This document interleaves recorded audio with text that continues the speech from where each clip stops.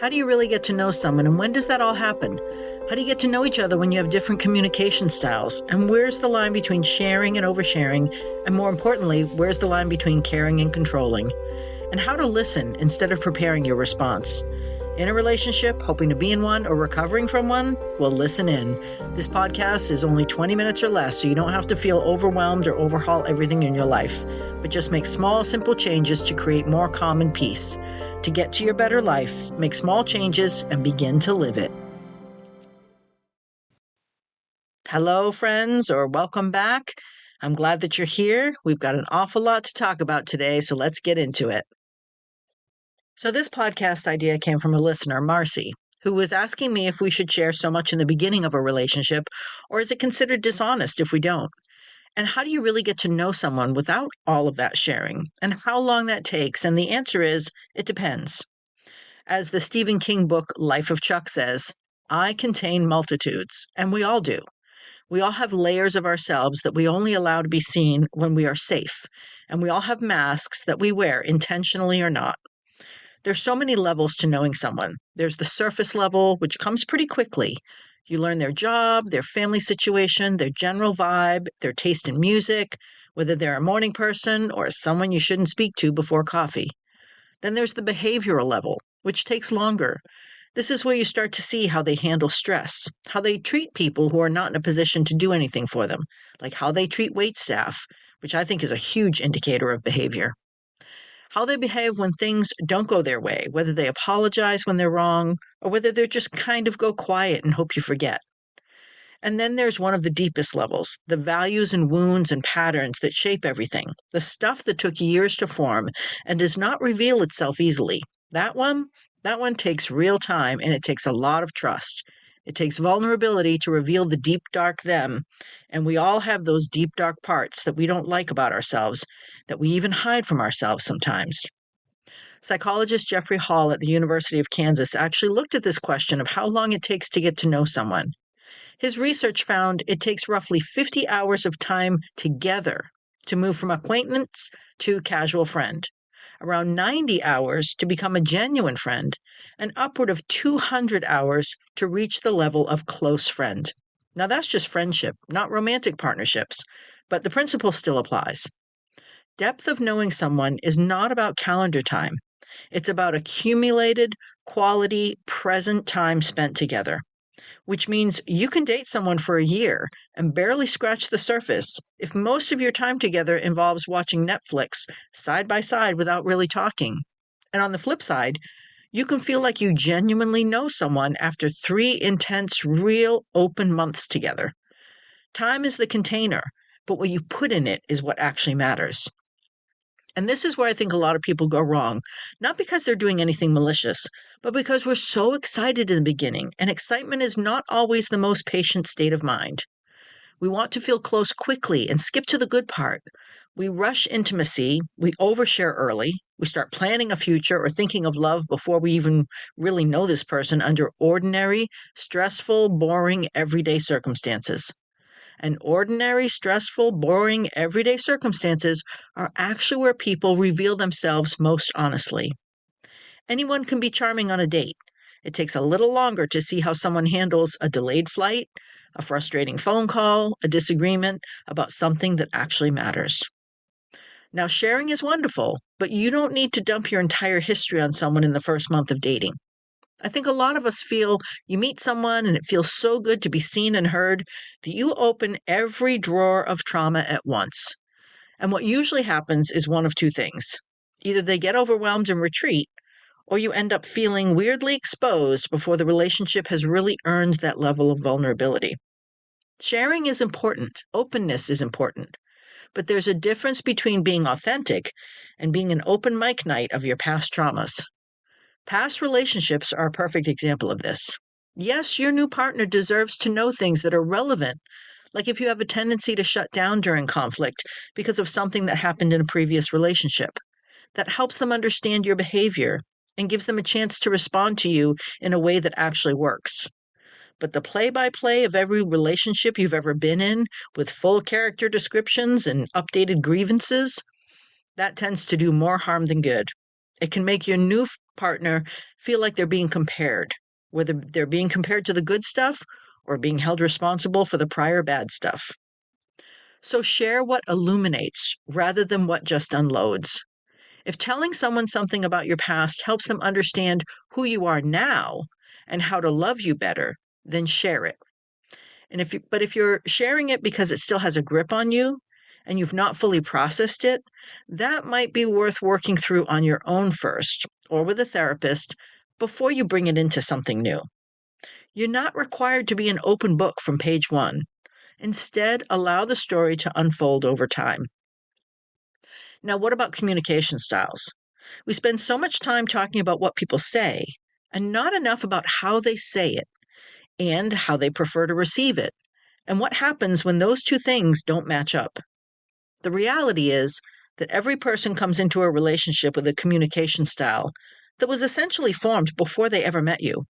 It was shaped by their family, their childhood, their previous relationships, their personality, and their nervous system. Some people process out loud. They need to talk through something in real time. Even if they're not fully sure what they think yet, the talking is how they figure it out. Other people are internal processors. They need to go away, think it through, feel it through, and then come back with something more solid. So if you're an external processor with an internal processor partner, and neither of you knows this about yourself, you may have the same argument over and over and never understand why. The external processor, the partner who goes quiet, can seem like they're shutting down, not caring enough to engage. And to the internal processor, the partner who pushes for the conversation immediately, it feels overwhelming, pressuring, like they can't get a moment to actually think. Neither one of them is wrong, just different. And without that understanding, different starts to feel like broken or not sustainable in a relationship. So, how do you figure out what your partner's communication style is? Some of it's just observation. Pay attention to how they behave when something is bothering them. Do they come to you right away, or do they go quiet first? Do they prefer a text over a face to face conversation for difficult topics? Or are they someone who needs the conversation to happen now, or someone who gets overwhelmed if it's too soon? And some of it's just asking in a genuine, curious, I want to understand you in a better kind of way. You can literally say, hey, when something's on your mind, what's the most helpful way for me to be there for you? That question alone, asked sincerely, opens more doors than most people realize. Maya Angelou said, listen to someone carefully enough, and they will tell you everything. Most people tell you who they are in the small moments. They tell you in the way that they get excited, what they get excited about, and what makes them go quiet, and how they talk about the people in their lives, and what they laugh at, and what they take seriously. Listening's not passive. Real listening is one of the most active, intentional, generous things you can do for another person. I think most of us believe we're better listeners than we actually are. But I'll tell you, I have to make an effort to really listen. Real listening is hard. It requires you to be present in a way that our brains are just not naturally inclined. We're always processing, categorizing, preparing a response, and relating what we're hearing back to our own experience. And all of that is very human and very normal. But it also gets in the way of actually hearing what someone is saying. So, one of the most practical shifts you can make is to listen to understand rather than listen to respond. When you're listening to respond, part of your brain is already composing your reply while the other person is still talking. You're catching keywords and building a case or a counterpoint. I know when I'm not listening, part of it is that I have a thought and I'm so afraid to lose it, I not only stop listening, but I interrupt. It's an awful habit, so I've begun at work to keep a notepad and add a word or two to remind me of the thought to bring it up when there's a pause. So rather than interrupt, I just make a mental note or write it on the pad, and then I'll bring it up later so I don't lose track of it. So when you're listening to understand, you're staying with them until they're finished. You're noticing not just the words, but the tone, the body language, and what they're emphasizing. You're asking follow-up questions that show you were actually tracking what they said. And those questions are not just yes or no. Make the most of genuine open questions like, how did that feel for you? Or what was going through your mind when that happened?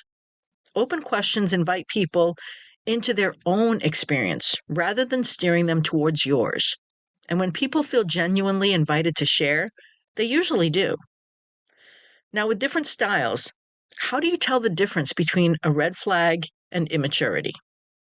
Because they're not the same thing. One you might have to walk away from, but one you might help support as they grow. So let me use an example that I think that a lot of you might relate to. Your partner seems uncomfortable, or maybe more than uncomfortable, with your friendships with people of the opposite sex. Maybe they bring it up a lot. Maybe they get quiet and make little passive aggressive comments. Is that a red flag or is it immaturity? And the answer, honestly, is it depends on a few things. A red flag is a pattern of behavior that's about control, not about fear. A red flag is someone who tries to limit who you can spend time with, who checks your phone, who isolates you from your social world, who punishes you, emotionally or otherwise, for having a life that existed before them, and that's never okay. That's not insecurity looking for reassurance. That's control, and it doesn't generally improve with time or patience. Instead, it escalates and gets much worse. Immaturity, on the other hand, often looks similar on the surface, but it feels different underneath. Immaturity could be someone who gets jealous because they genuinely do not feel secure in themselves yet, not because they want to own you, but because they're still figuring out how to believe that they are enough for you. They might express it badly. They might say something that sounds possessive when what they're actually feeling is scared. It still doesn't mean that it's acceptable, but it does mean the root cause is different, and the root cause matters when you're deciding what to do about it. Research from attachment theory by psychologist John Bowlby noted that people with what is called anxious attachment tend to fear abandonment intensely, typically from their early life, based on whether their emotional needs were consistently met. In relationships, this can show up as jealousy, clinginess, needing constant reassurance, and yes, sometimes discomfort with a partner's other relationships.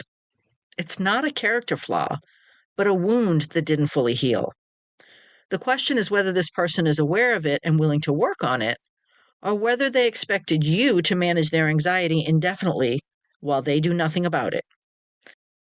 And that's really the difference between the red flag versus immaturity. Immaturity that's acknowledged and being worked on is very different from immaturity that's denied, excused, or placed on you to fix. Someone can absolutely grow through their insecurities inside a relationship, but only if they're willing to own them first. If every conversation about the behavior ends with you somehow being the problem, that's information. If every attempt to name the pattern leads to defensiveness and counterattack, that's also information. So it's information to decide when is it worth it to stay and support someone through their growth, and when do you have to acknowledge that someone is just not ready for what you're trying to build together. And this is one of the hardest questions in relationships, and I'll say now there is no formula. But there are some things worth asking yourself. First, is this person aware? Do they see the things you're seeing? You can't help someone grow through something that they refuse to acknowledge exists. Awareness is the starting point. Without it, all of your support and patience and loving conversations just become something you carry for them that they need to carry themselves. Second, is there movement? It doesn't have to be fast, as we're always saying here, little by little. But are they having different conversations about it than what they were saying 6 months ago? Are they taking any steps, even imperfect ones, toward understanding themselves better? Are they in therapy, reading, reflecting, asking for feedback, and actually receiving it? Someone who's trying imperfectly is very different from someone who's not trying at all. Third, and I think this is one of the most important, what is it costing you? You can care deeply about someone and still recognize that waiting for them to be ready is costing you things that you can't get back.